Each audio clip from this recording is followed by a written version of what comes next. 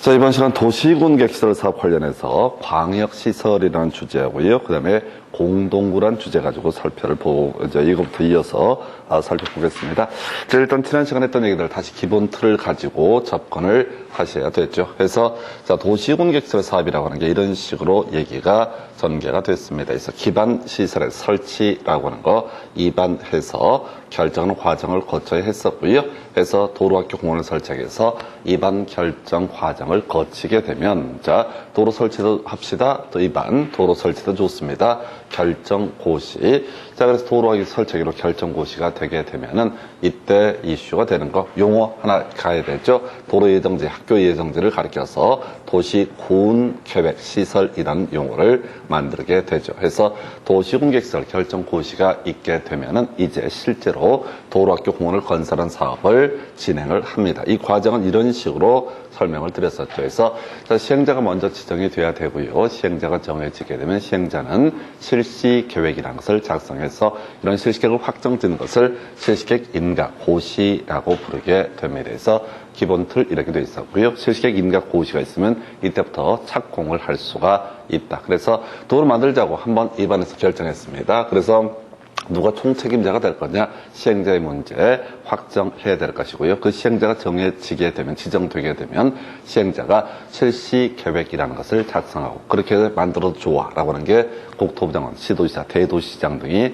이렇게 결정, 인가해주고 외부에 발표를 하게 됩니다. 그러면 이제 도시군객시설 사업이 시행이 되게 될 텐데, 주요 쟁점들, 자, 행정청 당연히 시행자가 될 수 있고, 비행정청도 다 사업 시행자가 될 수 있다. 그 중에서 시험에 출제 이슈가 됐던 거, 토지공사, 지방공사, 지방공단이라고 하는 거, 이 사람 동의받지 않더라도 도시군객시설 사업의 시행자로 지정을 받을 수 있다. 이런 게 있었고요.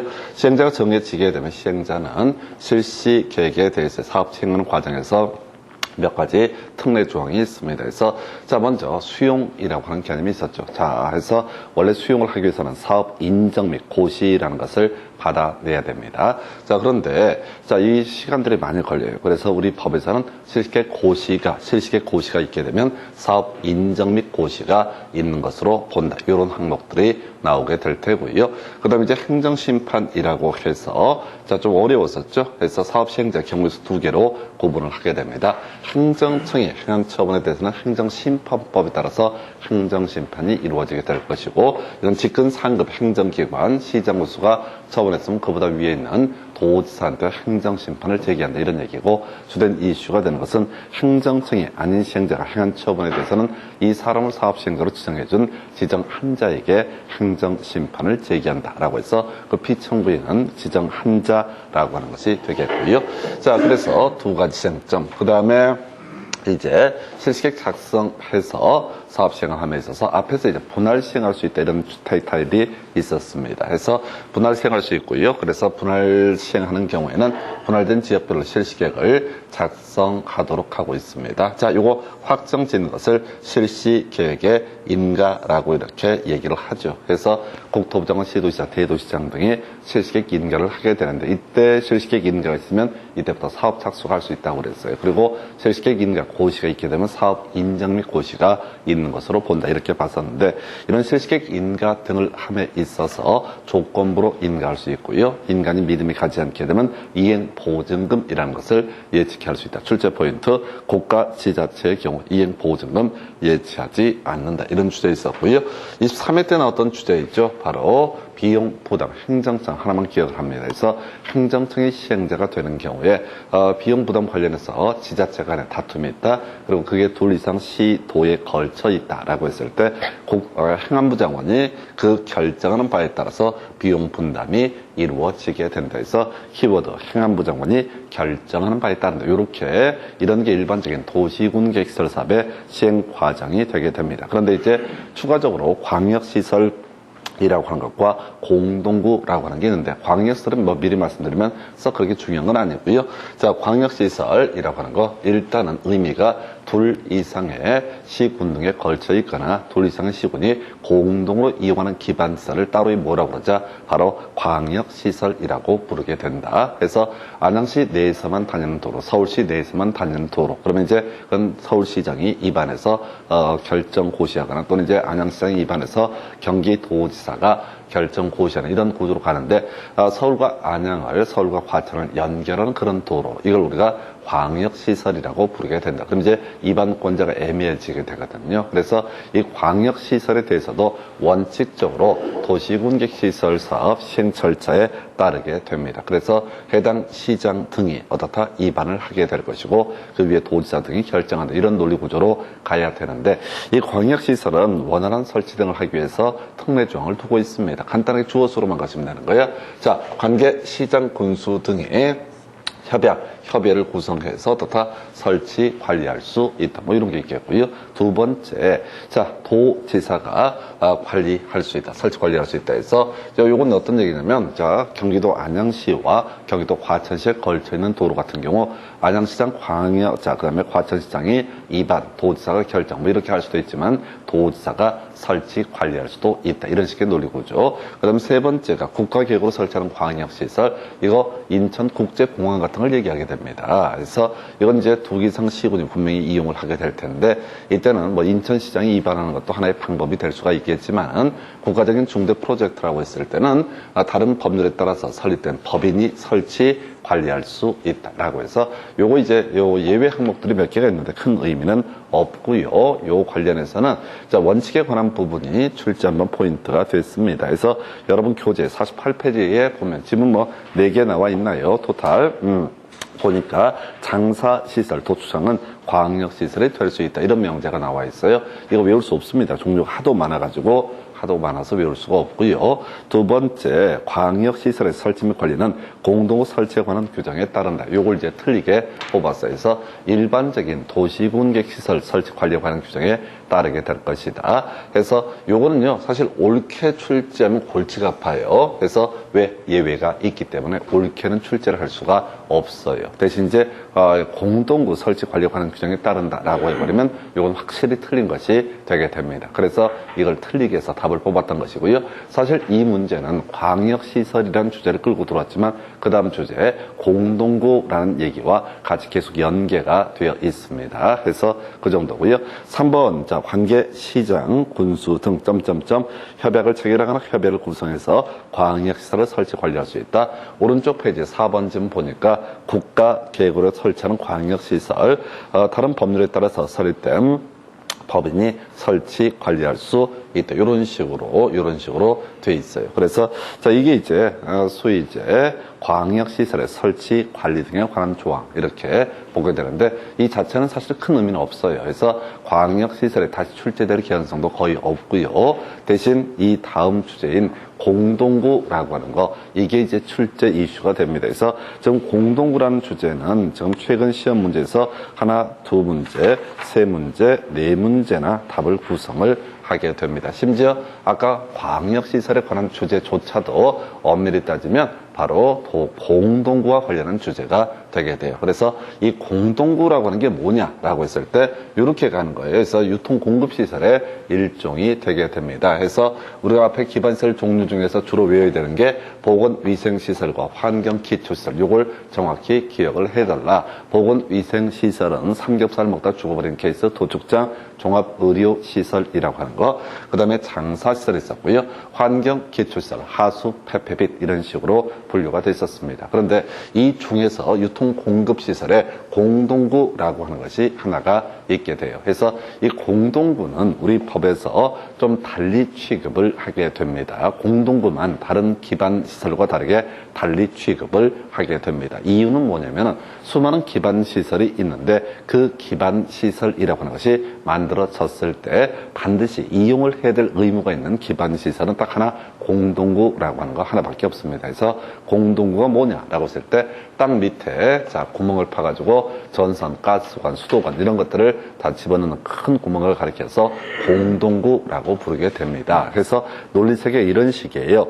만약에 도로라는 기반시설이 있다. 그럼 도로를 설치하려면 앞에서 공부한 것처럼 입안에서 결정, 그 다음에 도시군 계획시설 사업에 따라서 이루어지게 될 거예요. 건설 사업에서 도로 만듭시다. 2번 도로 만들어도 좋아라고 하는 게 결정고시. 자, 그리고 나서 시행자가 지정되고 실시계획 작성해서 인가고시 이런 과정을 통해서 착공이 이루어지고 그리고 도로가 만들어졌다고 치십시다. 그러면 그 동네 주민들이 그 도로를 이용할 법적 의무가 있느냐라고 했을 때 그런 거 없어요. 그 도로를 이용할 필요가 있으면 이용을 하면 되는 거고 이용할 의무 자체는 없습니다. 어떤 동네에 어떤 지역에 학교가 만들어졌다라고 한번 해보겠습니다. 이번 결정 과정 거쳐서 결정고시하고요. 실시계획 작성에서 인가고시 등의 과정을 통해서 학교가 만들어지게 될 건데 이 학교라고 하는 것을 반드시 이용할 법적 의무가 있느냐? 아니라는 거죠. 학교 다 마쳤으면 굳이 그 학교 들어갈 이유가 없다라고 하는 거. 자, 그런데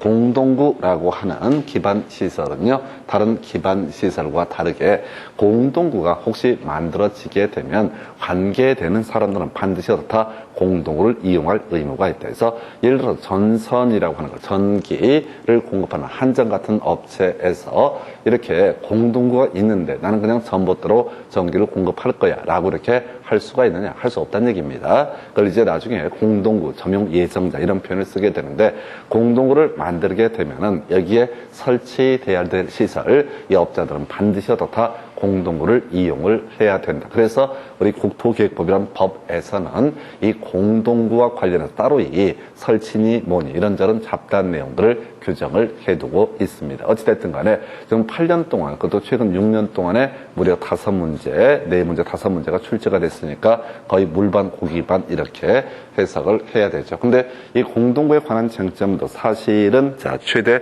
2개 정도의 쟁점으로 다 정리를 하고 나머지 다 사이드 쟁점으로 흘러가게 됩니다. 그래서 자, 공동구에서는 딱 사실 2개 정확히 외우면 되는 건데 일단 스토리부터 가십시다. 공동구를 설치하고자 한다. 그러면 이것도 기본적으로 기반 시설의 일종이니까 도시 구운 계획시설 사업 시행 과정에 따라서 다 이게 공동구가 설치가 되게 됩니다. 자, 그래서 자, 시행자가 먼저 정해져야 될 테고요. 시행자가 정해지면 시행자는 실시 계획을 작성해서 인가고시를 받아야 됩니다. 그리고 나서 인가고시가 있으면 착공을 할 수가 있는 그런 상태예요. 자, 그리고 나서 공동구가 완성이 됐을 때 이때 이 공동구에 수용되어야 할 시설을 가지고 있는 사람들은 반드시 다 공동구에 수용되도록 해야 된다. 그래서 자, 관련한 쟁점들을 보게 되면 사실은 이제 2개 정도밖에 쟁점이 되지 않습니다. 그래서 공동구에서 먼저 공동구 설치 의무라고 하는 것이 있게 됩니다. 그래서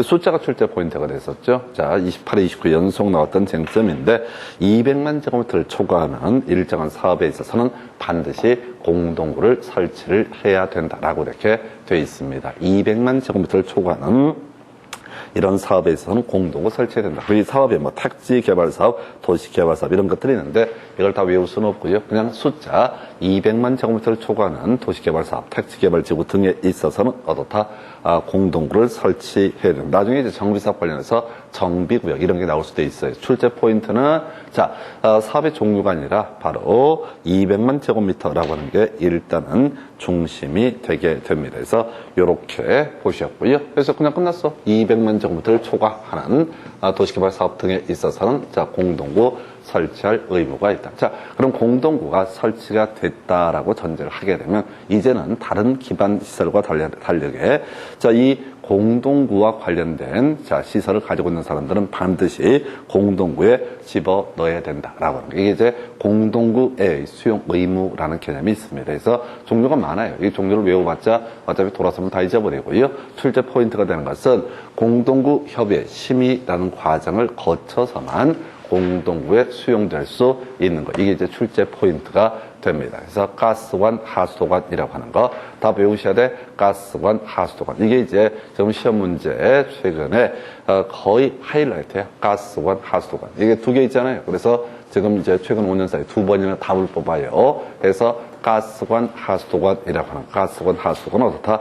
공동구 협의 심의를 거쳐서 반드시 수용되도록 한다라고 하는 거. 그럼 나머지 모르는 것들은 모두 어떻다? 그냥 수용을 해야 된다. 해서 시험 문제 구성할 때 이렇게 나올 수 있겠다. 갑자기 뜬금없이 중수도권은 공동구 협의 심의를 거쳐서 공동구에 수용되도록 해야 된다라고 하면 이건 틀린 표현 되는 거죠. 뭔지 모르지만 가스건, 하수도건이 아니기 때문에 이건 그냥 공동구에 수용되도록 해야 된다. 이렇게 이제 가시는 거예요. 그래서 뭐가 나올지 몰라요. 자, 그래서 여기서 키워드가 뭐라고요? 심의라는 것이 키워드가 되게 됩니다. 심의라고 하는 게 뭐가 된다?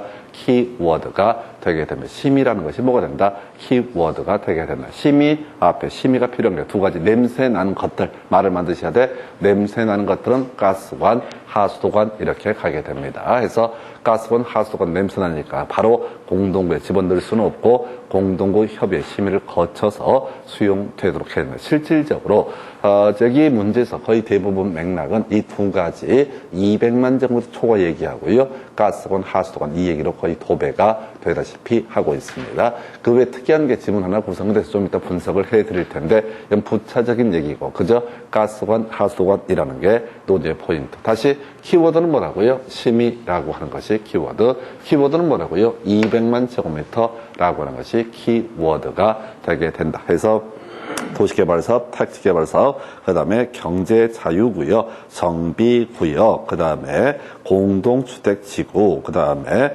도청 이전 신도시 뭐 이런 식으로 종류가 쭉 나와 있어요. 그래서 자 구역하고 지구하고 도청 이전 신도시 이런 식으로 구역지구, 신도시 이런 사업들을 함에 있어서 200만 제곱미터를 초과하게 되면은 이때는 공동구에 수용되도록 해야 된다. 그래서 굳이 욕심 부리면 이런 식이죠. 구역, 자 지구, 그 다음에 신도시 이런 식으로 자 이렇게 외우시면 구역, 지구, 신도시에서 혹시 모르니까 200만 제곱미터가 지금 28회, 29회 출제 포인트가 됐거든요.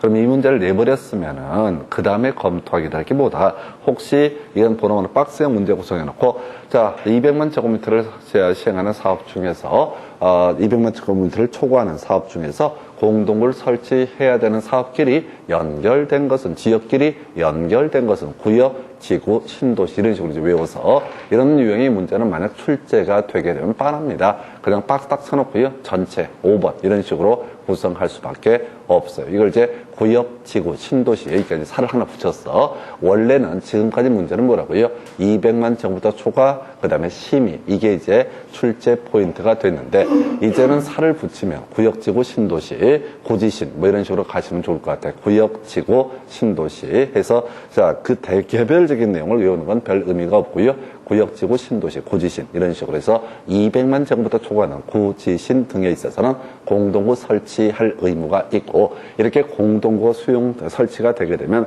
각종의 시설 등 모두 다 공동구에 수용되도록 해야 된다라고 할 것. 대신 뭐는 가스관, 하수관 이 두 개 냄새 나는 것들은 다 바로 심의라는 것을 거쳐야 된다. 거의 모든 문제가 이 정도로 귀결이 되게 됩니다. 두 개는 이미 시험에 나왔던 것이고요. 그 다음에 혹시나 고래 꼬리를 물고 내릴 걸 대비해서 구지신이라고 하는 거, 구역, 지구, 신도시라고 하는 구지신 요 정도. 근데 이런 유형의 문제는 보나마나 이제 박스형 문제, 옳은 걸 모두 고르시오 이런 식의 문제가 될 텐데 어찌됐든 구지신 이렇게 이제 외우시게 되면은 거의 공동구라는 것은 해결이 되게 됩니다. 해서 요 정도가 되겠고요. 그 다음에 이제 공동구의 관리라고 하는 것 관련해서 볼 텐데 미리 말씀드리는데 하나도 안 중요해요. 그리고 얘는 옳게 나오든 틀리게 나오든 답을 뽑는 주제는 아닙니다. 그래서 공동구 만들어졌을 때 자 지금 이제 마다마다 나와 있네요. 5년마다 해서 오늘 뒤에서 도시군 관리계획 총론 기본계획 이런 거 공부할 텐데 마다마다 뜨면 공법서는 다 5년마다 이렇게 가게 됩니다. 좀 이따 지문 분석이 들을 텐데 10년마다 매년마다 이런 식으로 말장난 하는데 마다라는 표현은 모두 어떻다 5년마다 이렇게 가셔야 돼요. 나중에 이제 딱 하나 1년마다 재검토하는 게 주택법이 나오는데 대부분 기억도 못 하십니다. 그래서 마다마다 5년마다 이 정도로 그림을 잡아야겠고요.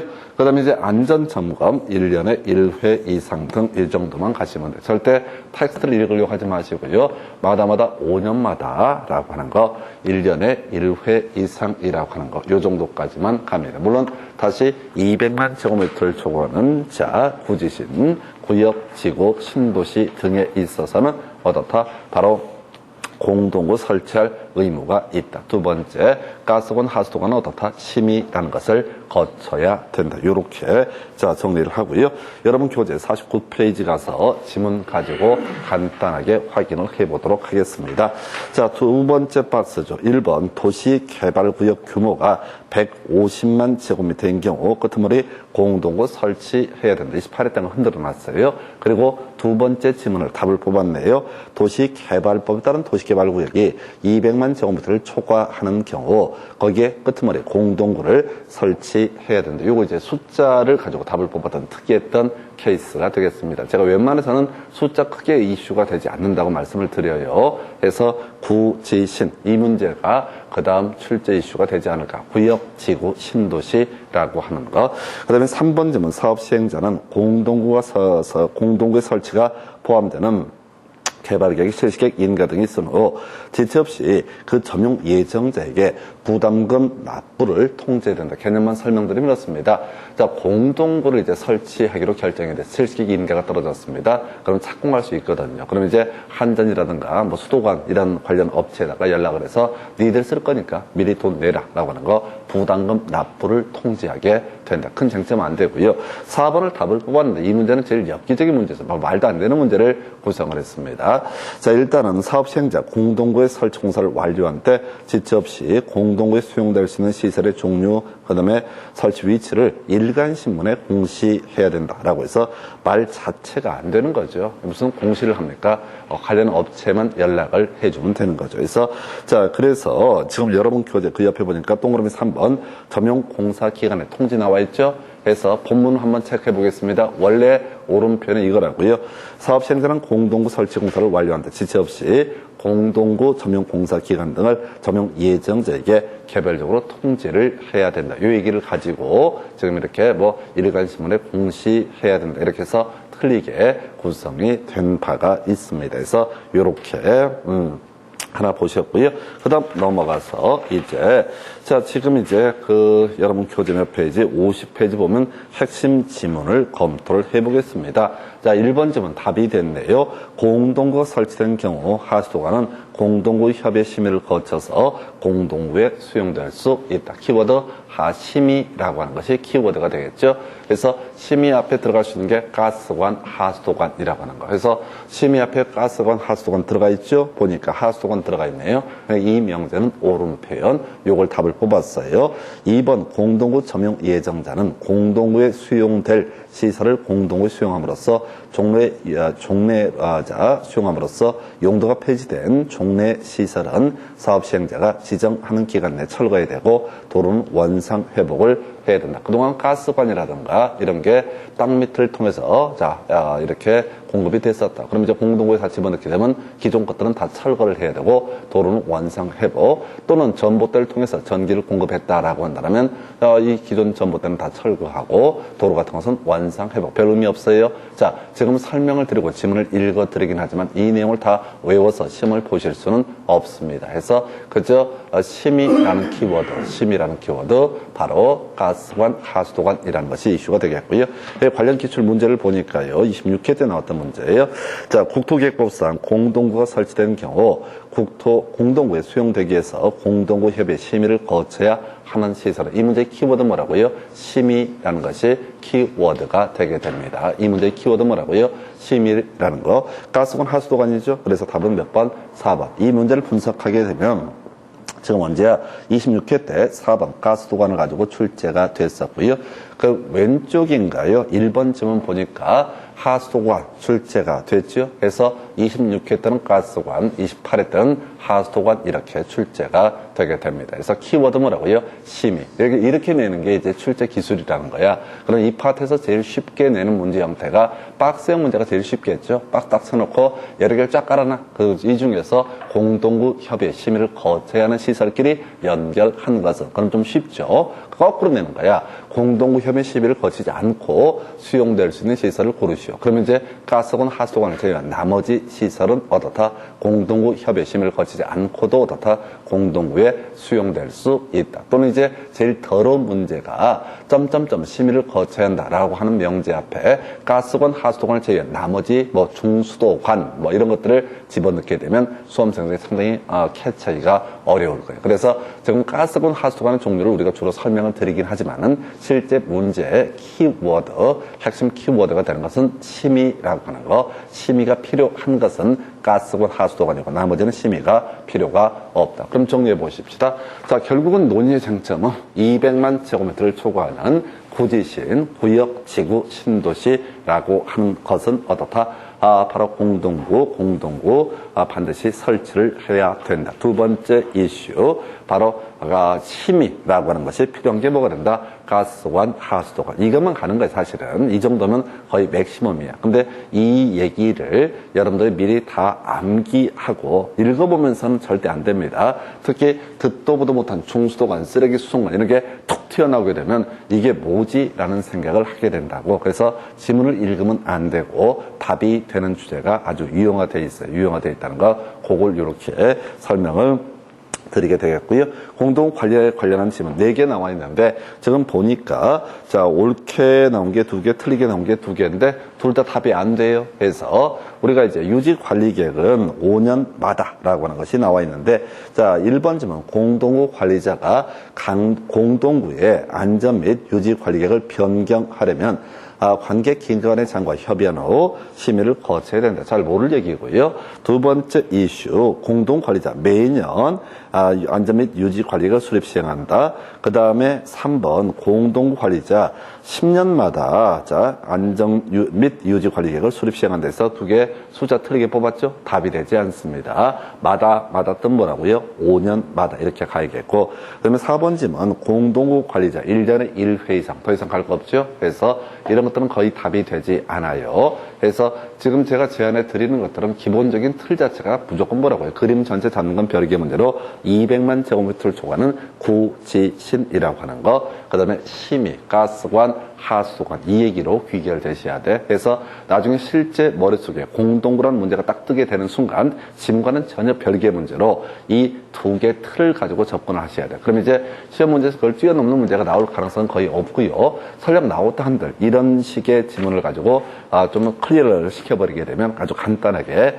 문제를 구성을 풀어가실 수가 있습니다. 방법은 뭐냐면 이게 객관식 시험이라고 하는 것은 분석이 됐다는 전제에서 포인트 몇 개만 딱 외워서 끝장을 봐야 되지 문장을 보시게 되면 사실은 5년마다를 뭐 매년 한다 한들 이게 딱 어떤 중요한 지문이 아니기 때문에 떠오르지도 않고 10년마다 해도 뭐 그럴 수도 있겠다 이렇게 가는 거지 실질적으로 시험장에서는 거의 보이지 않습니다. 그래서 포인트를 잡아내는 게 핵심 이슈가 되게 된다. 이렇게 설명을 드리겠고 자, 그 다음 주제 이제 매수청구라는 주제를 가지고 설명을 드리겠습니다. 그래서 도시군 계획시설 부지에서의 매수 청구. 자, 여기 지금 마지막 27회 때인가 구성이 됐는데, 과거 한 22회, 23회, 21회, 요때 할 때는 거의 도배했던 문제가 매수 청구 제도가 되겠습니다. 그래서 기본 개념 간단하게 설명드리면요, 이렇게 가게 됩니다. 앞에서 우리가 기반 시설의 설치 정비 계량에 관한 계획도 관리 계획의 한 내용이 되게 된다. 이렇게 설명을 드렸습니다. 그래서 자, 이 구조를 이렇게 가야 되죠. 기반 시설의 설치 정비 계량을 논하기 위해서 토지는 항상 뭐가 있다? 용도 지역이라고 하는 것이 있게 된다. 용도 지역 21개 중에 하나의 용도 지역이라는 것이 있게 된다. 이게 기본 구조예요. 토지가 있으면 무조건 뭐가 있다? 용도 지역이라고 하는 크게 이제 도시 지역, 관리 지역, 농림 지역, 자연환경 보전 지역 이렇게 대별했었고 도시 지역은 주상 공록 등 16개, 관리 지역은 지금 이제 계생보라고 해서 3개. 그래서 결국은 이제 용도 지역은 21가지 중에 어느 하나의 경우의 수를 갖게 된다. 해서 이 용도 지역을 통해서 그 토지의 소유자에게 건폐율과 용적률과 용도 제한의 규제가 도출되게 된다. 이렇게 돼 있어요. 그런데 이 용도 지역에 따른 규제 변화를 위해서 용도 지구라고 하는 거 지정할 수도 있고 안 할 수도 있었죠. 자, 그 다음에 이제 이 토지 위에 용도 구역이라고 하는 것을 지정을 할 수도 있고 하지 아니할 수도 있다. 그리고 또 하나 기반 시설의 설치 정비 계량을 결정을 할 수도 있고 하지 아니할 수도 있다. 그래서 만약에 기반 시설의 설치 혹은 정비 혹은 계량을 결정을 하게 되면 우리 이제 하천의 정비사업 이것도 도시군기시설 사업이다. 이런 게 지난 시간에 봤던 명제 중에 하나 있어요. 종류가 하도 많아서 알 수가 없어요. 자, 그런데 용도 지역에서도 건폐율과 용적률과 용도 제한의 규제, 용도 지구나 용도 구역에서도 건폐율, 용적률, 용도 제한의 규제 등이 나오게 될 것이다. 그러면서 기반 시설의 설치, 정비, 계량에서도 법체계상 뭐가 나와야 돼? 건폐율과 용적률 등의 규제가 나오게 된다. 해서 지난 시간에 간단하게 체크하고 넘어갔던 게, 자, 건폐율 제로입니다. 도시공개시설 문제는 용적률 제로가 됩니다. 즉, 도로 예정지, 학교 예정지에는 아예 어떻다? 건물을 지을 수가 없다라는 아주 강력한 규제를 받게 된다. 이게 이제 기본 구조가 되겠습니다. 아예 건물을 지을 수 없어요. 그래서 건폐율 제로, 용적률 제로. 그래서 다른 도시군 관리계획보다 가장 강력한 규제를 하는 게 뭐가 된다? 도시군 계획시설 부지라고 하는 것은 가장 강력한 규제를 받게 된다. 근데 어쩔 수 없어요. 국가적으로 봤을 때 도로도 만들고 학교도 만들고 공원도 만들어야 되는데 결정했는데 거기다가 도로, 자, 건물 짓고 하면서 나중에 도로 만들 때 보상해달라고 얘기를 해버리면 배보다 배꼽이 커지기 때문에 자, 이건 어쩔 수 없는 규제로 해석을 합니다. 근데 이게 사회적으로 뭐가 문제가 되냐면 이 토지 소유자에 대해서 이 토지에 대해서 도로학교 공원 예정지로 결정 고시를 하게 되면은 자, 담당 공무원 입장에서 생각을 하겠습니다. 자, 네 땅, 자기 땅 아니거든. 묶어만 두는 거야. 그래서 10년이고 20년이고 30년이고 아주 오랜 세월 동안 묶어만 두는 사례가 종종 발생하게 됩니다. 생각보다 아주 많아요. 아주 오랫동안 묶여 있는 게 전국에 한두 개 필지가 아닙니다. 자, 그러면 이제 규제받는 토지 소유자가 상당히 힘들어지게 될 테고 이게 2001년도인가 90몇 년도에 지금 소송이 들어가요. 헌법재판소에 국민의 사유재산권을 침해하는 조항이다라고 해서 소송을 들어가고 이기게 되죠. 그래서 헌법재판소에서 얘기하기를 소위 입법 촉구 결정이라고 해서 이 부분에 대해서 어떻게 해라. 자, 바로 국회에서 법을 만들어달라. 특히 규제받는 토지 소유자를 위해서 법을 만들어달라라고 해서 만들어진 조항이 바로 매수 청구 제도가 되게 됩니다. 그래서 한동안 아주 그냥 도배해버린 문제가 바로 매수 청구 제도가 되겠습니다. 그래서 자, 이런 전제에서 이제 스토리를 가서 볼까요? 자, 도시군 계획시설 부지로 묶이게 되면은 자, 건폐율 제로, 용적률 제로, 아예 건물을 지을 수 있다 없다? 없다. 이렇게 해석을 하게 됩니다. 자, 그래서 이제 나오게 되는 것이 자, 첫 번째 쟁점, 매수 청구에 관련한 쟁점을 검토해 보도록 하겠습니다. 그래서 이 매수 청구라고 하는 거 이렇게 되어 있어요.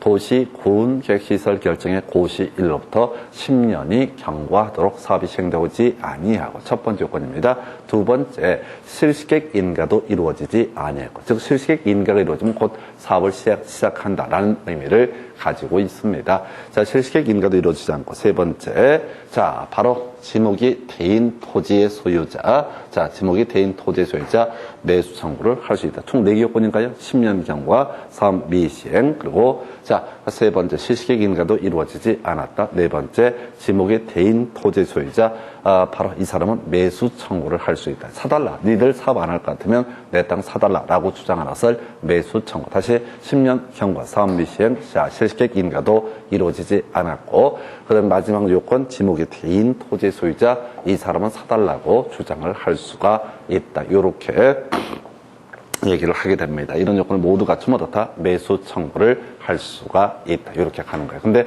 요거는요, 미리 말씀드리면 시험에는 자주 나와도 한 번도 답으로 구성하지 않습니다. 왜냐면 이 매수 청구에서 가장 기초가 되는 개념이 매수 청구의 요건이거든요. 그래서 10년 경과 미시행, 그 다음에 실시계획 미인가, 그 외 지목대라고 하는 거, 이런 네 가지 조건을 모두 갖추면 매수 청구를 할 수 있다. 지문이 길어가지고 보통 얘는 보통 지문을 틀리게 구성하는 게 일반적인 출제 기술. 자, 지목이 대인 토지에 대해서 매수 청구를 인정하는 취지는 그렇습니다. 우리가 공간정보법이라는 법을 공부하게 되면은 지목이 대인 토지, 사실은 뭐 택지 조성공사가 준공된 토지라든가 또 뭐가 있었죠? 바로 묘지, 지목 묘지 옆에 묘지 관리동이라는 것도 지목대가 됐었고, 과수원이라든가 목장용 주거용 건축물의 부지도 지목대로 분류를 했었습니다. 그래서 지목대의 의미는 일반적으로 건물 지을 수 있는 토지, 이런 뉘앙스를 가지고 있어요. 사실은 엄밀히 따지면 지목대하고요, 건물 짓는 건 전혀 별개의 문제죠. 왜? 바로 우리 건축법에서는 건축 허가를 받기 위해서 대지가 도로에 2m 이상 접해 있을 때만 건물을 지을 수 있다. 이렇게 돼 있거든. 근데 이제 법을 만드는 자들 자체가 별 개념이 없이 만드는 거예요. 그럼 대충 저희처럼 직업적으로 이제 공부를 하고 하다 보면 이걸 달달달 이게 논리 체계가 맞지 않다는 걸 알게 되는데 하여튼 일반적인 의미에서 지목대라고 하는 것은 건물 지을 수 있는 돈 이런 뉘앙스를 가지고 있습니다. 자, 그때 땅에 대해서 매수 청구를 하는 것이 아니라 자, 거기에 있는 건축물, 정착물도 같이 묶어서 어떻게 할 수 있다? 매수 청구를 할 수 있다. 해서 자, 이미 어떤 토지 위에 건물이나 정착물이 있었다고요. 그리고 10년 경과, 사업미시행, 지목대, 실시객, 미인가 이런 요건을 갖추면 땅만 사달라고 할 게 아니라 같이 묶어서 건축물, 정착물도 다 매수 청구를 할 수가 있다라고 할 것. 그럼 누구한테 사달라고 할 거냐? 그래서 이건 이제 이렇게 가야 되죠. 사업 시행자가 누구냐를 봐야 돼. 앞에서 사업 시행자는 기본적으로 누가 된다? 행정청이 시행자가 되게 된다라고 봤었고요. 다만 예외적으로 토지공사, 지방공사 등 비행정청도 다 시행자가 될 수 있다. 그래서 이건 기본적으로 시행자한테 사달라고 얘기를 해야 돼. 시행자가 자 지정을 받았잖아요. 그럼 빨리빨리 사업 시행을 해야 돼. 근데 시행자가 사업 시행을 안 하고 있으니까 특별히 고통을 받고 있으니까 이 사람은 어떻다? 매수 청구를 할 수가 있다. 이런 논리 구조가 되거든요. 그래서 자 지금 이제 요렇게 10년 경과 사업이 자 다시 이 기본적인 매수 의무자는 자 지자체라고 해서 시장군수, 행정청 자 대부분이 지자체가 입안 결정하거든요. 그래서 일반적으로 지자체가 다 매수 의무자. 엄밀한 의미에서 따지면 행정청 이렇게 가야 되는데 국가가 도로 만들기 해놓고 설치 안 하는 경우 없거든요. 자 지자체가 주로 문제가 되게 됩니다. 근데 시험에 나오는 이슈는 바로 예외적으로 시행자가 정해져 있는 경우에는 이 시행자도 어떻다? 매수 의무자가 될 수가 있다라고 이렇게 됩니다. 그래서 시행자가 정해져 있는 경우 어떻다? 시행자도 매수 의무자가 될 수가 있다. 그래서 이게 나중에 쟁점에 대해서 전체 그림을 보면 이런 식이죠. 지금 이제 지자체가 매수 의무자가 되는 경우에는 나중에요. 일정한 경우에 자 보상을 함에 있어서 현금 보상이 아니라 도시군 계획시설 사업과 관련된 채권인 도시군 계획시설 채권이라는 것을 발행을 하는 경우도 존재하게 됩니다. 그런데 사업 시행자가 비행정청, 즉 행정청이 아닌 자가 시행자가 되는 경우는 채권 보상을 하지 못합니다. 이 채권 보상이라고 하는 것의 의미는 지방채, 지자체가 빚을 내는 거야. 지금 현금으로 보상해 줘야 되는데 이래저래 돈이 부족하니까 어떻게 해주겠다? 최대 10년까지 끌 수 있는 각서 써주겠다. 이게 바로 도시고운계획시설 채권에서 다시 갑시다. 자, 지금 이제 매수 의무자가 자 전체 그림상 필요해. 시장 군수 같은 지자체가 매수 의무자가 되면 나중에 이 지자체장은 자 일정한 요건에서 바로 도시군 계획시설 채권이라는 것을 발행할 수 있다. 이렇게 하나 가야겠고요. 그리고 이에 대응해서 자 지금 이제 비행정청의 경우 현금 보상만 가능하다. 이게 27회 때 좀 어렵게 나왔던 주제가 되겠습니다. 그래서 이렇게 보셨고요. 여기까지는 사실 중요도가 좀 떨어져요. 기초에 관한 부분이고요.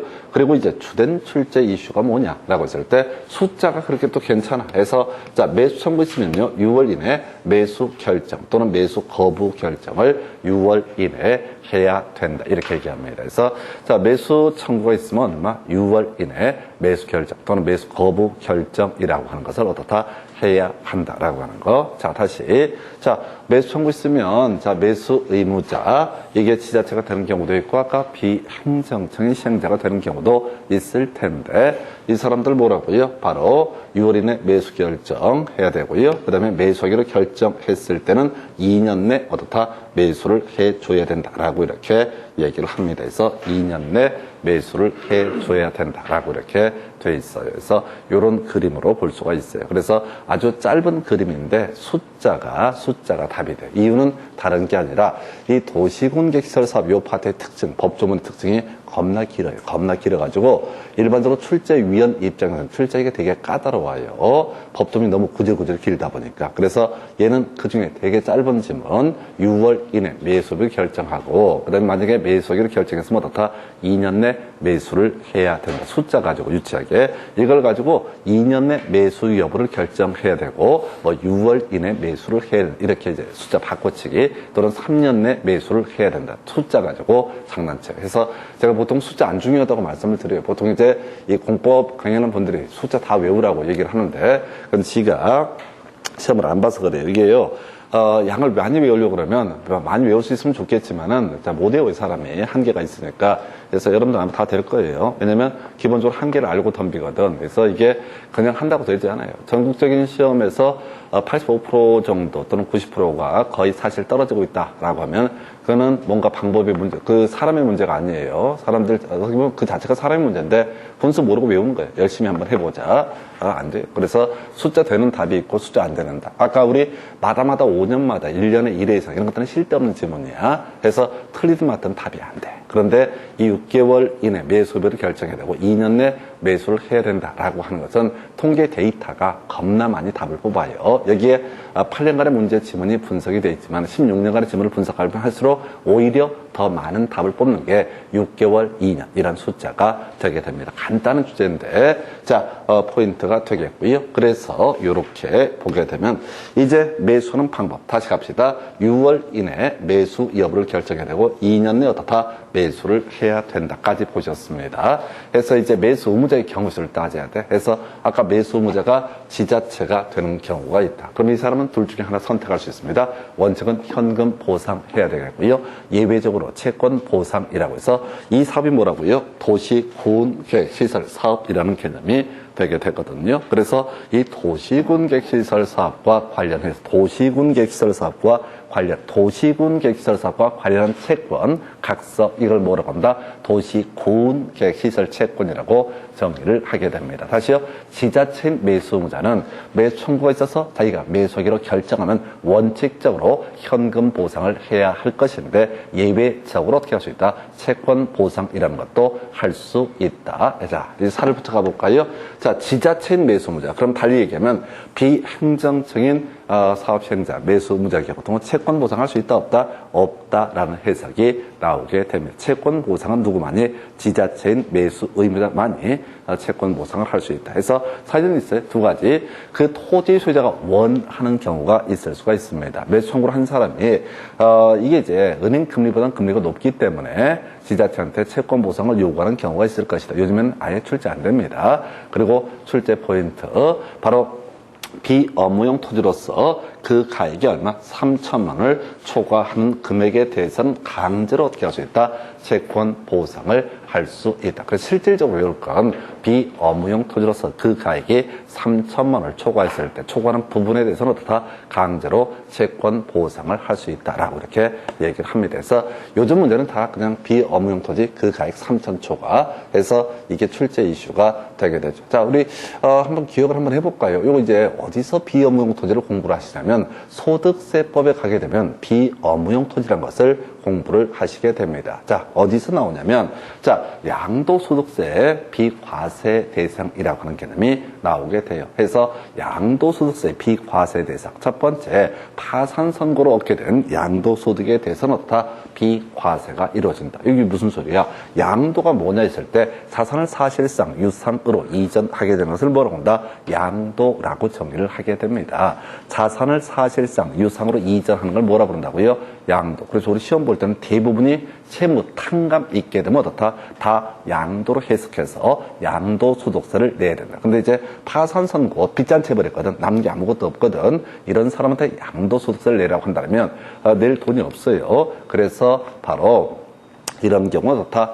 비과세 중요치 않고요. 농지, 교환 등에 따라서 얻게 되는 양도소득. 자, 이것이 그 두 개 농지의 가액의 차익이 큰 편의 4분의 1 이하가 되면 어떻다? 이때는 양도소득세 비과세 혜택이다. 그리고 주로 이슈가 되는 게 국내 소재 9억 이하의 1세대 1주택 소유자, 2년 거주, 2년 보유요건 등을 충족하게 되면 주로 어떻다? 비과세 혜택을 받을 수 있다. 그때 이제 같이 나오는 게 비사업용 토지라고 하는 것이 나오게 돼요. 그런데 제가 설명드릴 때 기억 안 나실 텐데 이 비사업용 토지에 해당한 것에 대해서는 따로 얘기를 안 해요. 봐서 업무용으로 사용하지 않으면 어떻다? 비사업용 토지가 된다라고 전제를 하면서 25개인가요? 쭉 깔아놓고 점점점 다음에 해당하는 것은 비사업용 토지에 해당하지 아니한다. 그래서 작년 시험 문제 점점점은 비사업용 토지에 해당한다. 틀린 편 점점점은 비사업용 토지에 해당한다. 발생하지 아니한다. 이렇게 옳은 표현했는데 하도 오래전에 공부를 하셔서 하나도 기억이 안 납니다. 그래서 상관없어요. 내가 기억하고 있으면 되니까 다시 돌아가서 비업무용 토지는 중요한 게 아니고 그 가액이 3천을 초과할 때 뭐냐면 매수 청구를 했는데 이 문제의 토지가 비사업용 토지이고 3천만 원을 초과한다라고 이렇게 전제를 합니다. 3천을 초과한다. 3천. 그럼 이제 1억 정도가 된다고 하십시다. 그리고 비사업용 토지다. 그럼 원치 않아도 7천만 원까지는 강제로 어떻게 할 수 있다? 채권 보상을 할 수가 있다. 이게 이제 출제 포인트가 되게 됩니다. 그 외에 딸려가는 잡단 지문에 이렇게 채권으로 주게 되면 10년 이내만 어떻다? 상환을 현금으로 상환하면 된다. 큰 쟁점 되지 않습니다. 그래서 이 챕터에서는 뭐라고요? 비사업용 토지 그 가액이 3천 초과했을 때 초과하는 금액 부분은 강제로 어떻게 할 수 있다? 채권 보상을 할 수가 있다. 이렇게 봐야겠고요. 그리고 나서 지금 이제 마지막 주제가요. 자, 지금 그 경우에서 봐야 되죠. 매수 청구가 있습니다. 매수 청구가 있는데 6월 이내 매수 여부를 결정을 해야 될 것이고, 자, 매수하기로 결정했을 때 2년 내 어떻다? 매수를 해야 된다. 원칙 현금. 자, 다만 지자체인 매수무자는 예외적으로 채권 보상도 할 수 있다. 비사업용 토지 그 가액 3천 초과했을 때 이런 경우의 수를 봤었고요.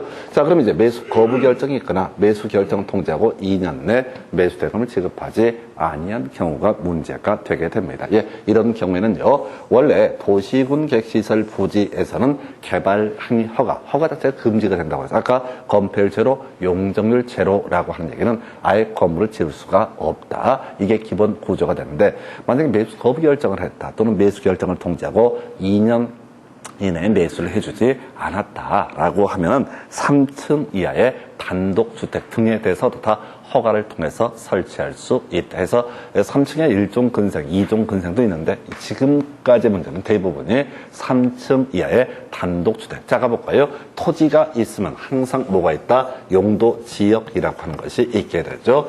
용도 지역 21개 중에 하나가 정해지게 되면 이 21개 중에 하나의 용도 지역에 따라서 자, 건폐율과 용적률과 용도 제한의 규제가 있을 것이다. 그런데 여기가 도시군객시설 문제로 전체 묶여버렸다라고 하면 어떻다? 건폐율 제로, 용적률 제로, 그 다음에 아예 건물 지을 수 없는 이런 규제를 받아요. 그런데 매수 청구가 있고 이렇게 매수 거부 결정을 하거나 매수 청구가 있고 2년 내 사주지 않았다라고 하게 되면 그때는 이제 저는 시험 지문에 그렇게 나와. 그 용도 지역에 따라 허용되는 건축물을 건축할 수 있다. 틀렸어요. 안 되고 그 용도 지역에 따른 건폐율 용적률 다 적용하지 않고 특례 조항을 통해서 여기서는 무조건 3층 이하의 단독주택 등을 설치를 허가할 수 있다. 그래서 이거는 이제 우리 학개론 할 때도 나오고 주로 이제 건축법에서 주로 논의하게 되는 건데 자, 우리가 단독주택이라고 하는 게 이런 게 있었죠. 협의의 단독주택. 협의의 단독주택이라는 시골 마을 가면 있는 단독주택을 가리켜서 협의의 단독주택. 이건 이제 여기서 허가를 해준다는 건 이 의미를 단독을 얘기하는 거야. 자, 용도군으로서 단독이 아니라 바로 협의의 단독주택을 의미합니다. 이외에도 3층 이하의 330 이하 이걸 뭐라고 합니다? 다중주택. 3층 이하의 660여를 다 가구주택. 그래서 우리 학교로는 주로 이제 다중주택을 갖고 쟁점을 삼았었고 다가구도 있었고요. 공관 뭐 이런 것들이 있는데 이때 허가의 범주는 뭐다? 이 단독주택을 의미한다. 근데 이렇게 내는 게 아니라 이렇게 내면 이제 너무 어려워지니까 자, 그래서 어렵게 자, 아예 뜬금없이 어떻게 공동주택에 다세대 연립 아파트, 기숙사 등이 있게 되는데 뭐 4층에 다세대를 허가할 수 있다. 이런 식의 논리 구조를 가지고 틀리게 뽑아주게 됩니다. 그래서 자, 여기서 외울 게 뭐라고요? 3층 이하의 단독주택만 어떻다? 허가받아서 설치할 수 있다. 그리고 공부하는 입장에서는 그저 뭐라고요? 3층 이하의 단독주택. 그리고 한 번 나왔던 게 공작물. 공작물은 뭐냐면 탑 같은 걸 생각하시면 됩니다. 그래서 나중에 건축공부가 가면 설치 신고대상 공작물에서 24, 68, 30, 2m 넘는 옹벽 탐장, 4m 넘는 광고탑, 광고판, 각종 6m 넘는 각종 탑 시리즈, 그다음에 8m 넘는 고가 수조, 8m 이하의 기계식 주차장 등으로서 외벽이 없는 거, 그다음에 바닥 면적 30제곱미터 넘는 지하 대피 이런 식으로 이제 공작물의 종류, 촉수 신고 대상에 대해서 건축법에서 공부를 할 텐데 하여튼 공작물도 설치할 수 있다. 잡단 얘기 다 빼버리고요. 여기서 이슈가 되게 되는 거. 자, 지금까지 문제는 이거라고요. 자, 단독주택, 공작물 등 어떻다? 허가받아서 설치할 수 있다. 이 정도가 바로 매수 청구에 관한 주제가 됩니다. 그래서 한 번만 정리하고 지문 다시 확인해 볼게요. 자, 지금요 10년 경과 사업 미시행 지목돼 실시객 인가가 이루어지지 않았으면 이 토지 소유자는 자 매수 의무자에게 매수 청구할 수 있는데 토지만 사달라고 하는 게 아니라 건축물 정착물도 같이 묶어서 사달라고 할 수 있다. 이때 매수 의무자는 기본적으로 지자체가 되는 게 일반적인 모습인데 비행정청의 시행자로 지정을 받은 상태라고 한다면 좀 이따 27회 때 한국토지주택공사가 나오게 됩니다. 이때 그 사람이 바로 매수 의무자가 되게 된다. 자, 그래서 지금 매수 청구하게 되면 매수 의무자는 6월 이내 매수를 결정해서 통지해줘야 되고 2년 내 매수를 해야 된다. 이렇게 뼈대를 삼게 됩니다. 그리고 나서 지금 이제 매수를 하면서 원칙 현금인데 지자체 매수의무자 비업무용 토지 그 가액 3천 초과했을 때 3천을 초과하는 금액 부분에 대해서는 다 강제로 채권 보상을 할 수가 있다. 이때 상환기간 10년 이내라고 이렇게 되어 있었고요. 예, 그리고 나서 검토하게 될 게 자, 개발 행위 허가라고 해서 원래 도시군 객시설 부지에서는 개발 행위 허가가 금지가 돼야 되는데 이때 3층 이하의 단독주택 등 설치 허가받아서 설치할 수 있다. 이 정도 지문 가지고 가보겠습니다. 51페이지 가서 보시게 되면은 매수 청구의 요건 등에 관한 지문이 쭉 나와 있어요. 근데 그거 보시면서 느끼게 될 게 한 번도 시험 문제 답을 뽑지 않았던 파트가 되겠습니다. 그래서 1번 도시군 객시설 결정의 고시일로부터 10년 이내에 도시군 객시설 사업에 관한 실시객 인가만 있고 사업이 시행되지 않은 경우 끄트머리 매수 청구권 인정된다 해서 썩 좋은 지문 아닙니다. 이 문제는 이제 문제에서 지목의 대임을 전제하는 그런 문제 패턴이 되겠습니다. 오른편 2번 도시군 객시설 결정의 고시일로부터 5년 내에 사업이 시행되지 않은 경우 이미 틀렸지 10년 이렇게 가야 됩니다. 해서 틀리게 구성을 했고요. 3번 지문 도시군 객시설 부지에 대한 매수 청구의 대상은 지목의 대인 토지에 한정하며 건축물 정착물은 포함되지 않는다. 틀리게 뽑았었고요. 4번 해당 도시군 객시설 사업의 시행자가 정해져 있는 경우 그 시행자에게 매수 청구를 할 수 있다. 이게 이제 나중에 토지공사 케이스가 나오게 됩니다. 그래서 여기까지는 거의 출제가 이루어지지 않아요. 아니, 나와도 답이 아니야. 틀리든 맞든 넘어가서 여러분 교재 52페이지 자, 이제 보니까 지금 이제 6개월, 2년, 요거 이제 별것도 아닌데 답을 뽑는 주제. 1번 지문요. 지자체인 매수 의무자가 매수기를 결정했을 때 2년 내 매수를 해야 된다. 오른편. 2번 매수 의무자가 매수하기로 결정한 토지는 3년 내 매수를 해야 된다. 틀린 표현. 3번 지문 기니까 읽지 마요. 힘들어서 의미 없고요. 4번 지문 지자체가 매수 의무자인 경우 토지 소유자가 원하는 경우에 채권을 발행해서 대금을 지급할 수 있다. 아주 오래전 지문입니다. 원하는 경우 주요 포인트가 아니라고 요즘엔 거의 내지 않고요. 5번 지문요. 토지 소유자가 원하면 지자체 매수 의무자 채권을 발행해서 대금을 지급할 수 있다. 오른편. 그 다음에 6번 답이 되죠. 비업무용 토지 그 가액 3천만 원 초과했을 텐데 2천만 원 초과라고 해서 틀리게 구성을 했습니다. 그 다음에 7번 이 상환기간 10년 이내로 한다. 10년 이내에서 정해진다 해서 자 그럼 여기서도 문제 패턴을 보셔야 돼. 지금 여긴 빠져있지만 과거 전통적으로 6개월, 2년 이 싸움 붙였었고요. 그 다음에 매수 청구와 관련해서 주요 이슈가 되는 게 뭐라고요? 채권 보상 관련해서 바로 비업무용 토지라고 나와 3천 초과 원하는 경우 이런 것들은 답이 안 돼. 나와도 답이 되지 않는 주제예요. 틀리든 맞든 답이 되지 않는 유치하기 때문에 자 그래서 그렇게 보셨고 그 다음에 이제 교재 몇 페이지 53페이지 제일 위에 박스를 가서 보시게 되면은 자 지금 이제 매수 청구를 한 토지의 소유자 매수자가 매수하지 아니하기로 결정한 경우 허가를 받아서 공작물 설치할 수 있다. 2번 도시군 객시설 부지에 매수 청구 시 매수자가 매수하지 아니하기로 결정한 날로부터 1년 경과되면 토지 소유자 해당 용도 지역에서 허용되는 건물을 건축할 수 있다. 그냥 다 틀렸고요. 1년이고 뭐고 다 필요 없고 3층 이하의 단독주택 등을 허가받아서 설치할 수 있다. 이런 지문이 어려워. 공법이 말도 안 되는 얘기를 쭉 하고 있는 케이스가 되겠습니다. 그래서 이 정도고요. 여러분 교재 52페이지에 가서 제일 하단부 관련 기출문제. 이 문제가 그렇게 어려워서 27회 때 마지막 출제가 되고 28, 29, 30, 3년 동안 출제가 되지 않았습니다. 한 번쯤 나올 때가 됐다 이런 얘기예요. 그래서 전통적으로 많이 나오다가 쭉 쉬고 있는 문제가 자, 그래서 지금 갑 소유의 토지는 A광역시 B구에 소지한 지목의 대인 토지로서 포인트 토지주택공사를 시행자로 하는 도시군계획시설사업 부지다라고 되어 있어요. 이때 매수 청구 등 옳은 것을 고르시오라고 되어 있습니다. 그래서 일단 매수 의무자가 누가 된다? 토지공사가 된다. 이게 이제 출제 포인트가 되고, 만약에 매수 의무자가 토지공사, 즉 비행정청이면 자 바로 채권 보상할 수 있다 없다? 없다라는 얘기. 이게 이제 이 문제 포인트. 자, 지문 1번 가볼까요?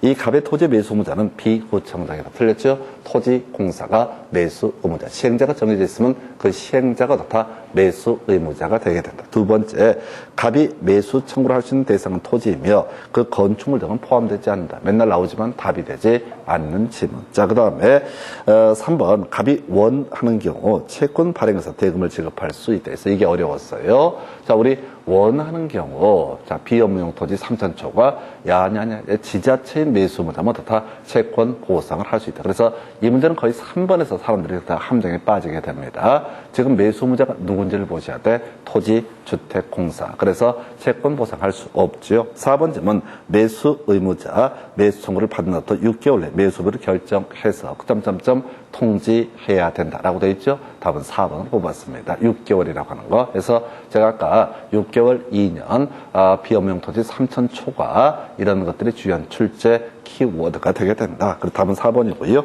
5번.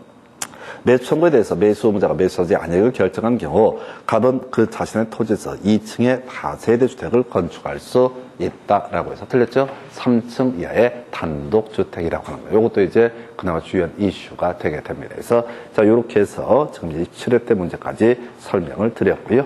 자, 그 정도. 중간에 있는 내용은 해제 신청 등은 해제 결정 등 거의 이슈가 되지 않고요. 교재 55페이지 가서 보시게 되면은 우리 법이 이제 나중에 지금 실시객 실효라는 주제가 새롭게 법이 개정이 돼서 등장을 하게 됩니다. 그래서 자, 아까 볼까요? 자, 어떤 도로학교 공원을 건설할 것인지 하는 구체적인 건설 계획을 가르쳐서 뭐라고 그런다? 바로 실시계획, 실효라고 이렇게 얘기를 하게 됩니다. 그래서 자, 실시계획 인가를 불렀었고 그거 나가리 시키는 게 실시계획 실효. 자, 요건 이제 지금 안 보실 거예요. 나중에 요거는 이제 이 책을 가지고 모의고사나 이런 걸 볼 때 이 파트를 문제를 구성하면 그때 살을 붙여 설명을 드릴 거야. 자, 그리고 나서 최근 문제에서는 자, 도시군 계획시설 결정의 실효라고 하는 거. 요거 하나만 체크하십시다. 너무 어려우니까. 그래서 일단은 자, 도시군 계획시설 결정의 고실로부터 20년 내 사업이 시행되지 않게 되면 20년이 된 날의 다음 날에 어떻다? 그 효력을 잃는다라고 하는 거. 하여튼 지금까지 시험 문제는 자, 당연히 이 조항밖에 없었으니까 이게 출제 포인트가 되게 됩니다. 다시 갑시다. 도로학교 공원 부지로 결정 고시가 되고 20년 동안 사업을 시행하지 않았다. 그러면 20년이 된 날에 다음 날에 어떻다? 그 효력을 잃는다. 그래서 지금 실효되는 얘기들이 몇 개 나올 텐데 항상 포인트는 다음 날이 될 겁니다. 숫자는 20년이 될 테고요.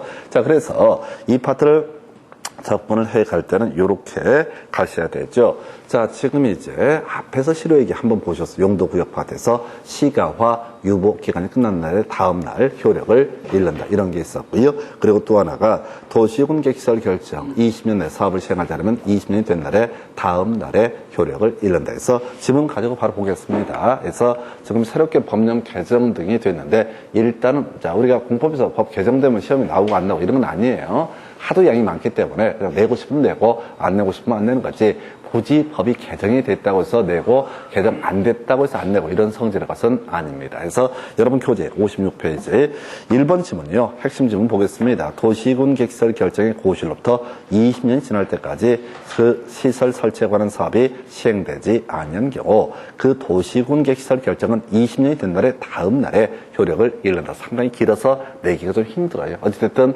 20년이 된 날에 다음 날. 자, 2번 지문요. 10년 이내 사업이 시행되지 않은 이미 틀렸어. 20년. 3번 지문요. 보니까 10년이 지날 때까지 해서 요것도 틀렸어. 너무 길다 보니까 10년에서 2번, 3번 틀리게 뽑았고요. 4번 지문도 마찬가지인가요? 10년 지날 때까지 나와 있죠? 그래서 실효의 문제 20년 내 사업을 시행하지 않으면 20년이 된 날에 다음 날 효력을 잃는다. 5번 지문 시장선 도시군 계획시설 결정의 효력이 이르면은 지체 없이 그 사실을 고시해야 된다. 그래서 고시 누가 하냐면요. 시도지사가 합니다. 의미 없어요? 의미 없어요? 이런 것들은 전혀 가치가 없으니까 토시 바꿔치기해서 내는 거예요. 자, 이 도시군 관리계획은 뒤에 보시겠지만 주로 시도지사가 결정합니다. 실효가 됐다는 사실을 외부에 발표하는 사람도 시도지사가 돼야 돼요. 근데 의미 없어요, 이런 것들. 옆에 30회 때 이제 괄호넣기 문제로 출제가 됐어요. 거의 교재 56페이지 제일 하단부에 관련 기출문제라고 해서 30회 A형 8번 문제. 작년 문제에서 이런 것들은 틀리면 말도 안 되는 거죠, 사실은. 왜? 전통적으로 내왔던 부분들입니다. 그래서, 자, 보니까 국토기획법상 괄호 안에 들어갈 내용 바르게 나열한 것을 해서 도시군 객시설 결정에 고시된 도시군 객시설에 대해서 고시로부터 기형 연인 지날 때까지 20년이죠? 20년 지날 때까지 사업이 시행되지 아니한 경우 그 결정은 자 20년이 된 날에 다음 날에 효력을 잃는다 해서 기억은 20년이고요. 니은은 다음 날이라고 하는 게 들어가야 되죠. 그래서 되는 날에 다음 날에서 답은 5번 이렇게 구성을 합니다. 그래서 하여튼 뭐 작년에 2차 과목 전체 합격률이 좀 높았다고 그래요. 그래서 뭐 이유는 공법이 아마 특징을 가질 거예요. 공법이 극단적으로 쉽거나 극단적으로 어렵거나. 그래서 쉬운 문제만 맞춰도 대충 4, 50점 커버를 할 수 있게 세팅을 했던 문제가 작년 문제의 특징이 됩니다. 그래서 이 정도가 자 기반 시설의 설치, 정비, 개량 등 두 번째 주제 보셨고 잠시 끊었다가 이제 마지막 관리계획, 다섯 번째 관리계획 지구 단위 계획에 대해서 살펴보겠습니다.